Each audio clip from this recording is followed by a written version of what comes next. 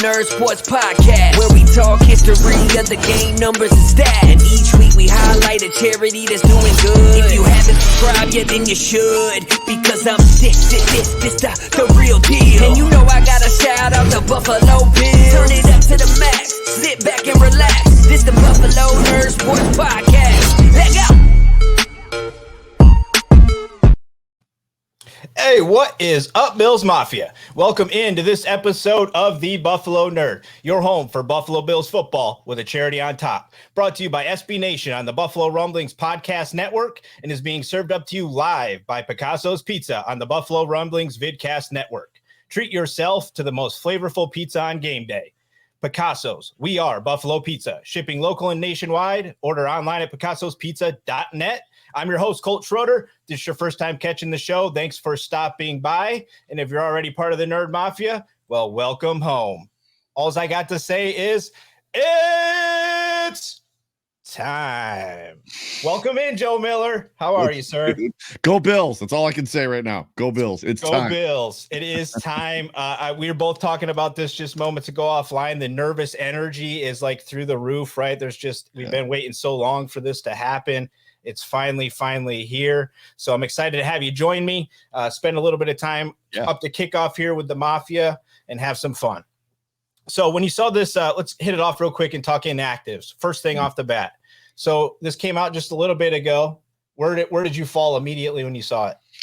Totally sideswiped the Khalil Shakir. The only punt returner listed on the depth chart was scratched, inactive. Now, obviously, you know, other guys can catch punts. You know, we know that Micah Hyde can catch punts. We know that James Cook can catch punts. We know that, you know, Jameson Crowder can catch punts. There's a lot of guys on the team that can, but he was slated to be, we all assumed, to be the guy. Not to mention the fact that right now with him out, the only that we know of, the only other guy that we saw on the boundary in preseason was Khalil Shakir.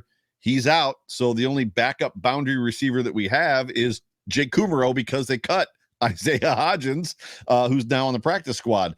So that one was the first one that was just kind of like, what? That got me a little bit. And then Shaq Lawson, frankly, because, you know, Shaq Lawson, in my opinion, is the best edge setter on that defense as far as the defensive ends go. And I'm not talking about Vaughn being a kind of a hybrid linebacker defensive end, but just from we saw it in the preseason as well, just as a pure edge setter, Shaq Lawson is that guy. The only thing I can surmise from that is they're going to let Vaughn play more than 48% of the snaps. So there's an expectation that maybe he's going to play 65 or 70%. And therefore that allows us to put Shaq on the bench and get somebody else up like Balin Spector. Which is a total surprise. Balin Spector is going to play in this football game. So those were my first things. I've got to think you're probably right there with me. Yeah, I mean, pretty much when you saw it come out, it was interesting. I read shortly after that Crowder was out there fielding the punts for Martin in pregame. So that appears that maybe that's the way they're going to go with it. But yeah, I mean, Crowder. Yeah, Crowder was. Yeah. So, I mean, it felt weird to me. I saw Shaq Lawson. I was having some issues with figuring out how he was going to truly fit into this whole thing when it was all coming about. And I agree with you that this is probably going to be a lot of Von Miller. Right. You've got to take what we're going to walk into today, right? Which is a banner going up, all the expectations in the world, all the energy in the world. You want that guy there to kind of be out there to command that energy, to put that energy in the right place and to honestly hurt his old team. Right. I mean, that's what he's here to do now. Right. So I mean, that's where I kind of fell. Cam Lewis not being up was another one for me because that was kind of, you could have went either way with him on making the roster, I felt. But it's interesting. The first thing that popped to me when I saw it all come out was the 5 wide receivers, right? I'm like, that's very interesting. Where are you at on that? It remains to be seen. So I was in a conversation with Chris Jenke and a couple other people just about that. And one idea that Chris Jenke had was that, you know, the Bills are probably going to run the ball. They've got 4 running backs that are active in this game. And maybe that means that they're going to try to establish the run and run the football. And I was like, or it means they're going to put James Cook and Dawson Knox on the boundary way more than they did last year. And of course the response was James Cook wasn't on this team last year. And I was like, I was just kidding. You know what I meant? Like they didn't put the running backs outside wide. They're, you know, and this year, and he's like, and he chimed back. He's like, I know you were kidding. I was kidding too. So, which was fine, but I probably should have clarified that better, that there's a possibility that in this game, they're going to try to like put some of those running backs out on the boundary, which they did not do a lot of last year. Right.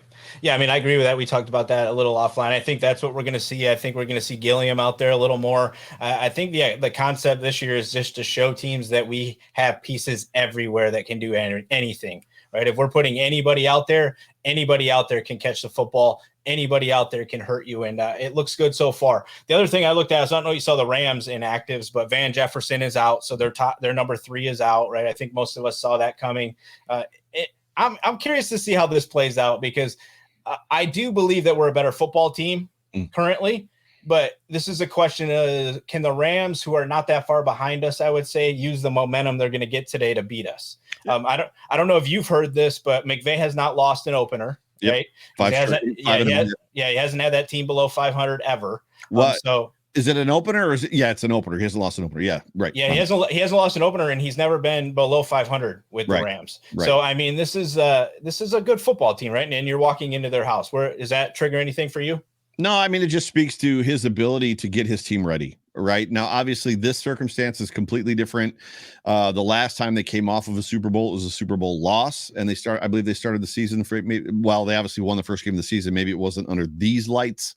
You've got to wonder, in my opinion, just about the emotions that are going to go into the pregame ceremonies, the raising of the banner. There's always that feeling. We've heard a lot of talk about just on national shows this, like the last couple days, that it checks boxes for guys. Guys are like, I did it. I to the point that it was reported today on the NFL Network, I believe, that Aaron Donald submitted his retired papers. Yeah. He's like, I'm done. I've achieved everything that I could possibly want to achieve, and I'm finished. And now it was somewhat over a contract dispute-ish, but the Rams held on to his paperwork, and they kind of talked him into sticking around. And I can tell you from having conversations with John Fina that when your mind begins to check out, like, it becomes a dangerous place to be in the NFL. Now, I'm not saying he's checked out, but it'll be interesting, emotionally speaking, what that does. Seeing, we did it.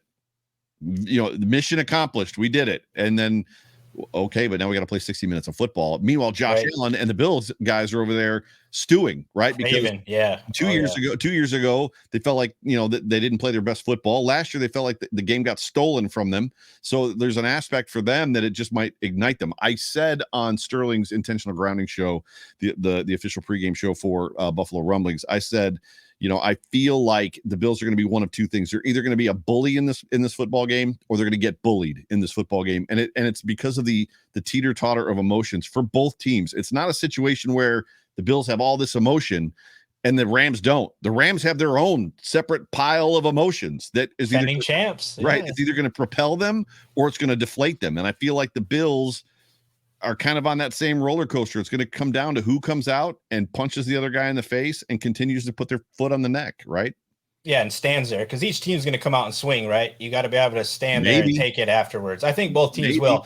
I'm anticipating they will, because when you speak of Aaron Donald, and what I think I said this on Buffalo Late Night the other night, is that I think we'd go after Aaron Donald hard and heavy early, because that spurt that you saw in camp with him and the Bengals, he's not in the right place. Right. He thinks that he's the greatest player on the planet, right? Which is fine, but he takes that to some levels that are like going to get him in trouble. I think we go hot and heavy after him today, and we really try to get to that emotion piece of him and get him into some situations that he does something stupid, because he's shown us that he can do it, right? Yeah. So real quick before we dive too much deeper into this, we do like to highlight a charity every week on the show.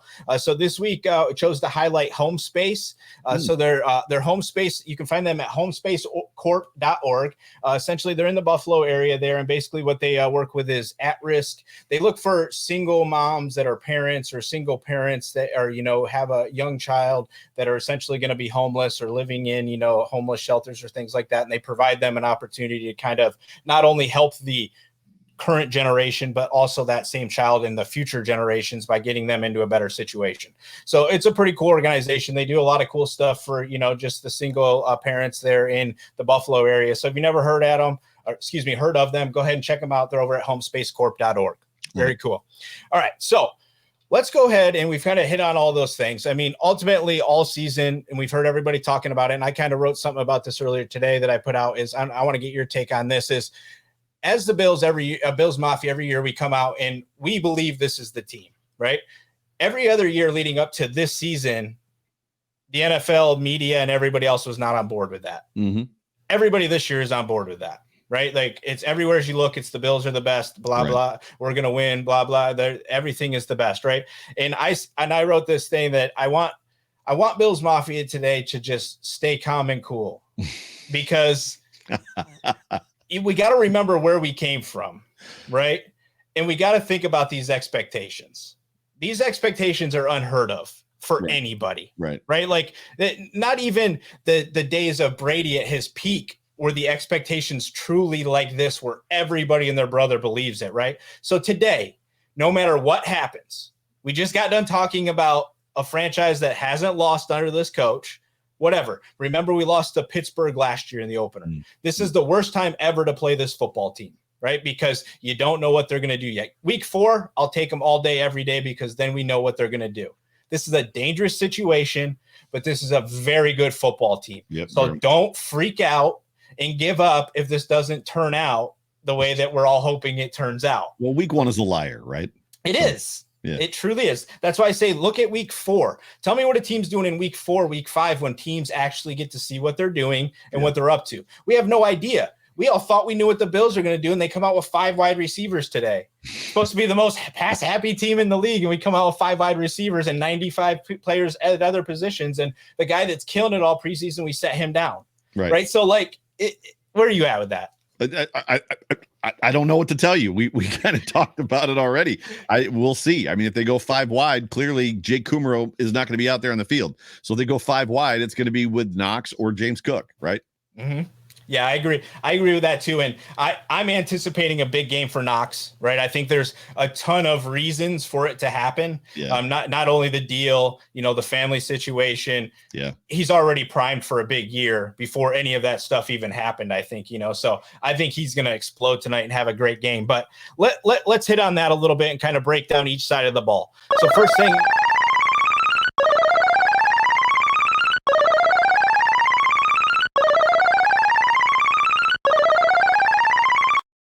so we're going to do offensive takes, Joe.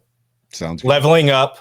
What's your big offensive take today? I need to know one thing from you. I want to know who's a big player that's going to have a massive impact on this offensive today, that's going to be a big role that maybe we haven't heard of yet.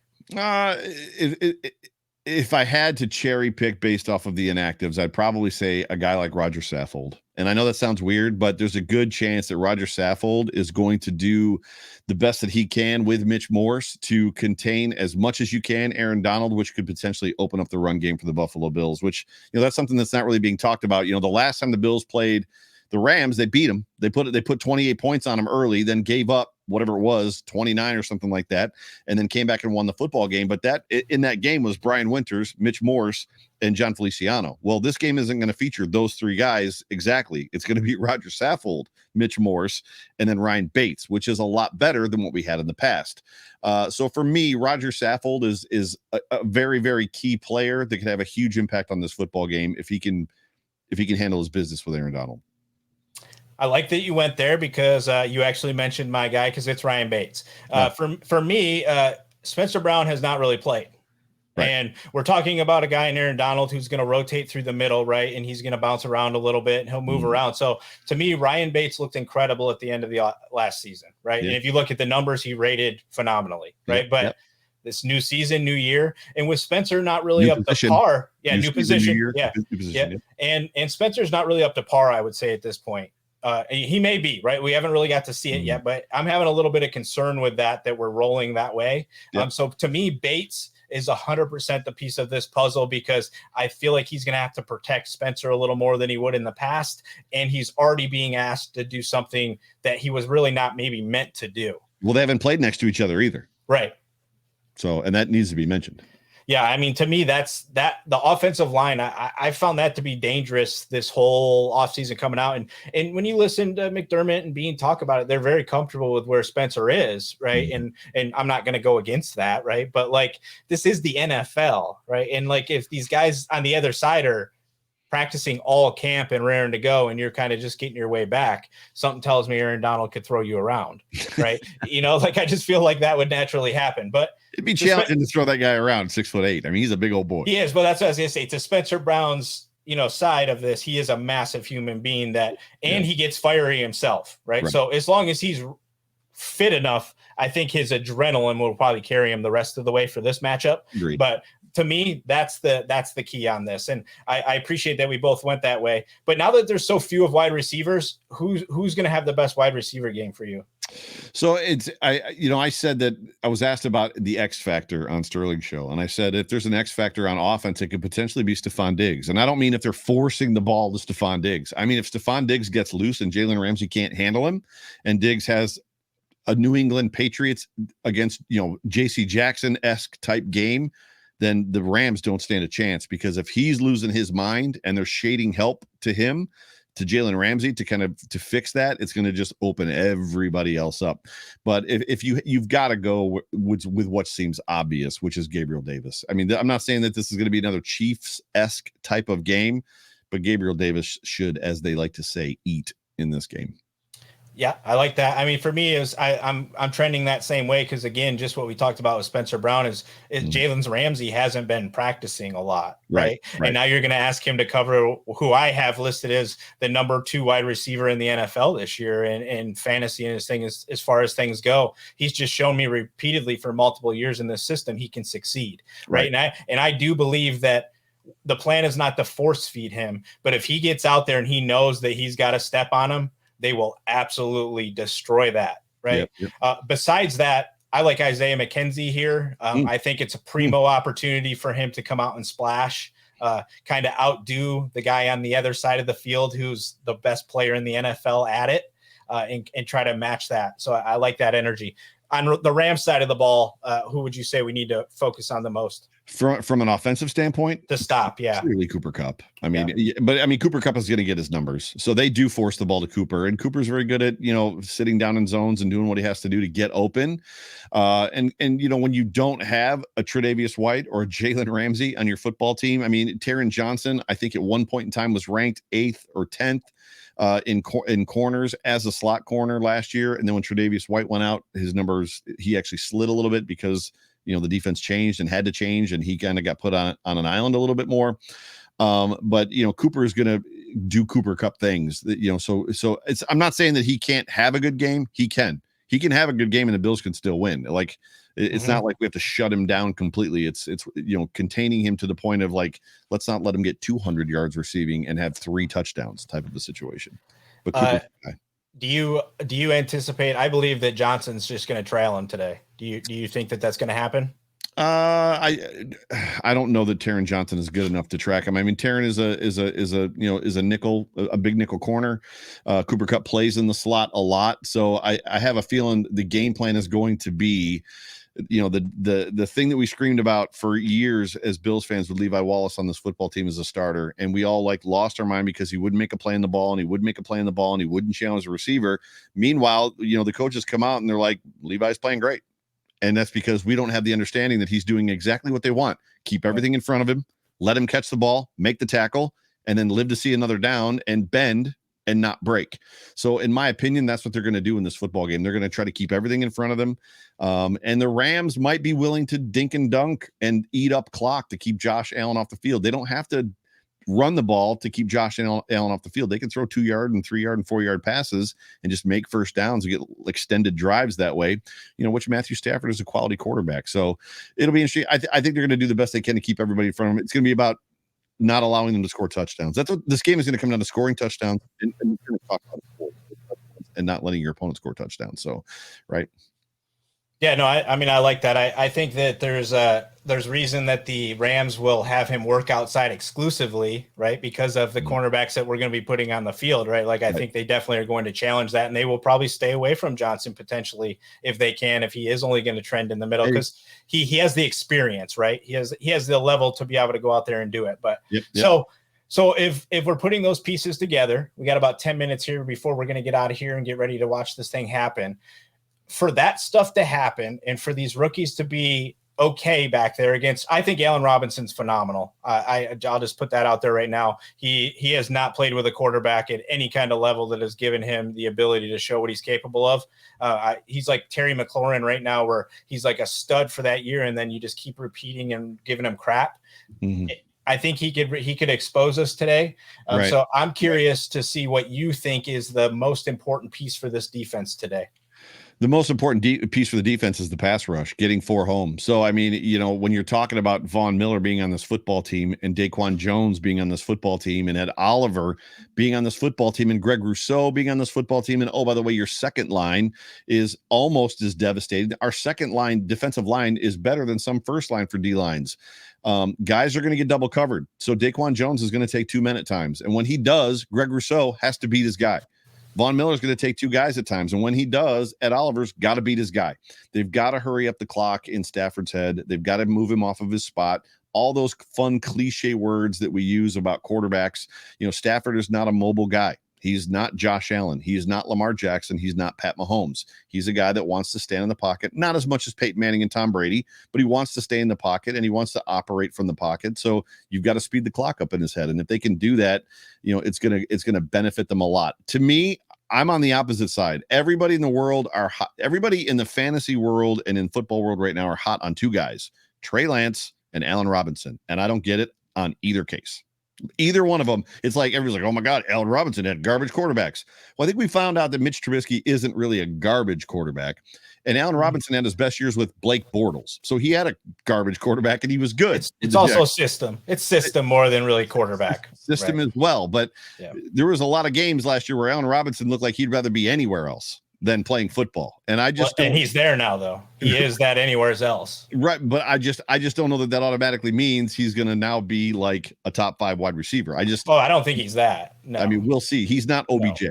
But he's right now. I have Cooper Kupp is going to have a drop off this year in what he does. I mean, he statistically had the best season by a wide receiver that there is, right? It's hard to do, right? OBJ on that team for part of the season, he had OBJ. I mean, I just think you look back at this and you think about what Robert Woods was able to do in this offense. Mm-hmm. Allen Robinson is a better player than Robert Woods. He can't block as well and do those types of things better, but as a pass catcher and a route runner and those things, I would say he's better than Robert Woods. So his production should be pretty good in this offense. I think this is just his best opportunity that he's had in a while. We'll see. And going up against younger cornerbacks is going to be his first best opportunity to start. But I agree 100% with you. I've been saying it all off-season leading up to this, that not even the main key for this entire season is the defensive front. Right. If our back end is going to be a little less, then the front has got to be a little faster. They got to be a little more disruptive. Nothing over 3 seconds without moving a guy, getting on a spot. Something's got to happen, right? Yep. So speaking of your Matt Stafford not being a runner, though, player prop for you. Would you bet that Matt Stafford gets over 1.5 rushing yards tonight? Over, yeah. Yeah, they're gonna flush him. He's gonna run eventually, right? I feel the same thing. Like eventually he's gonna escape out and fall for 2 yards, right? Yeah. I feel like that's bound to happen. Right. I just saw that thing come up and I was like, that's bound to happen. The problem is if he gets sacked 3 times, those are negative rushing yards. I think they're negative rushing yards, aren't they? Don't they go against him negatively? I do believe it'll count against him. Or no, actually, I don't think it does. I think it's just a straight run. If he's outside of the pocket. If he runs, if it looks like a design type of run thing and he gets tackled for a loss, that's a loss. Yeah. I'm not a big prop bet guy. So yeah, I think it's funny when I see stuff like that come up, right? And it's like some of these quarterbacks, their run number is 1.5 yards, right? Because they're never ever going to run, right? And that bet will lose all the time, right? Because they still are never going to run. It's just funny to me. But you can see that I dropped down in there yesterday. I've been really having a hard time with the score predictions on this for myself personally. So I just like to hear where you're at with the score of this game. So I said last night on the Hump Day Hotline with Sterls, I got 27-17. I think I put it out there in Twitterverse as well. So I'm at 27-17. Josh Allen with 2 or 3 touchdowns. I think there's a good opportunity for the running backs to get 2 in this game, and Josh only have 2. But 27, and I know that doesn't equal 28, but 27-17 is kind of where I'm at on this one. I actually said last night 28-23 is kind of where I'm at. I do think this is a pretty close game. I think emotions run pretty hot and heavy early that causes maybe some splash things and some bad things and then settle down in the second and then come out in the third and do it all over again where you're trying to figure each other out again. Right, and then this is a fourth quarter game, right? Yeah. I feel like that's what could happen. I hope not. I hate one. I don't want it either. Game. As a Bills fan, I hate one possession games. Like, can we just, let's just put them away. Somebody told me 41-17 and I was like, Sign me up, dog. Where are we going for that? Yeah, like that one, I'm all on board for that. Like if after the first couple quarters we feel like we can sit back and kind of chill, right? The way my heart's fluttering right now, I will take that. Like no problem. Exactly. Right? Yep. So. Totally. So my prop bet that I am going to give out though, that I think you could probably get on board with this one too, is Tyler Bass over 1.5 field goals. Over 1.5, so 2 probably. Yep. Yeah, I can see that. Yeah, I feel like they have both these kickers at 1.5 field goals. I feel like both of these kickers will go over. That's my prediction at 27. So, yeah, three touchdowns and 2 field goals. So yeah, so I mean, I think that's very doable in this game. It feels like the offenses could fly down and then maybe get stuck a little bit. Yeah, I'm curious to see. Are you happy with everything else that we're putting out there today, or is there any one player that you would swap out at this point? Swap out? No. I mean, I'd clearly love to have Tre'Davious White on the football field, but I'm excited to see, Kair Elam, kind of rest and settle and play within himself versus pressing, which he did a lot in training camp and in preseason. And if he can't, I'm excited to see what a young guy like Christian Benford could potentially do. Now, this is not the test that I would idealize for them, because this is a really good football team. I'd rather see them against the Patriots, who don't really have wide receivers other than Devontae Parker, or another team like that just, is maybe muddling in the mess wide receiver wise. But we're going to find out. They're going to learn a lot in this game. They're going to learn a lot about themselves in this game.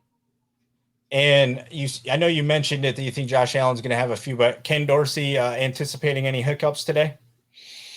I actually don't know. I haven't spoken a lot about Dorsey. The only thing I've said about Dorsey so far this preseason is it's very possible that he could have a better connection and flow offensively than Dable did. Ken Dorsey was a quarterback in the NFL. Dable never was. Dable's a wizard, an offensive wizard. So you're kind of getting the best of both worlds. You're getting the guy that designed everything, and then you're getting the guy that understands situational football, understands what Josh Allen is feeling in the moment, understands what he likes. So I think there's a lot of opportunity for Ken Dorsey to be really good as a play caller, but again, I could be very wrong. No, I love it. I'm anticipating that he's going to do very well. I don't think he's going to have a hard time because of the quarterback aspect of his game, right? He's been through a lot of these scenarios. He's done a bunch of this stuff. So, all right, everybody, we're getting real close to kickoff. I know Joe's going to get out of here. I'm going to get out of here and get ready to enjoy this thing. Joe basically told me he was going to cut bait at any given moment if I went 2 seconds over. But I just appreciate everybody hanging out with us all this off season. Make sure this time next year, I'm going to be hanging out in Western New York. I'll be out there, Not next year, next week. Oh yeah. Next week. Did I say next year? Yeah. So next week we'll be out there in Western New York hanging out. Hopefully see all you guys. Thanks for everybody enjoying the show with us. Go check out homespacecorp.org and help them out if you can. Awesome. And of course, go Bills. Go Bills. Make sure you leave a review and subscribe, so you never miss another episode. We'll see you next time. Leg out.